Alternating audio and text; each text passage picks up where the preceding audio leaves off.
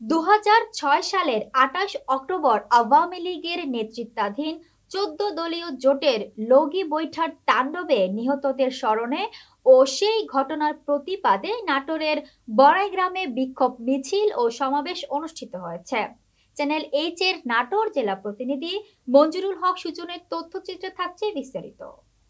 মঙ্গলবার 28 অক্টোবর বিকেলে বনপাড়া পৌরসভায় বাংলাদেশ জামাতে ইসলামী বড়াইগ্রাম উপজেলা শাখার উদ্যোগে এই কর্মসূচি পালন করা হয়।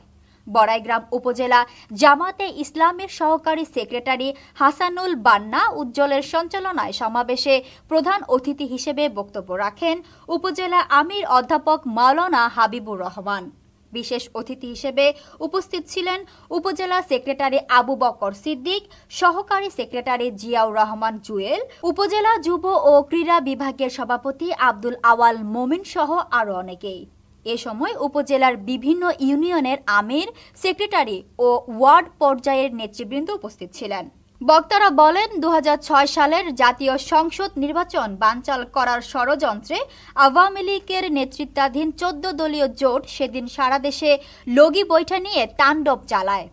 ঢাকার বায়তুল মোকাররমের উত্তর গেটে জামাতে ইসলামী আয়োজিত জনসভায় হামলা চালিয়ে বহু মানুষকে নির্মমভাবে হত্যা করা হয়। বক্তারা সেই ঘটনার ন্যায় বিচার দাবি করেন এবং দেশে শান্তিপূর্ণ রাজনৈতিক পরিবেশ বজায় রাখার আহ্বান জানান।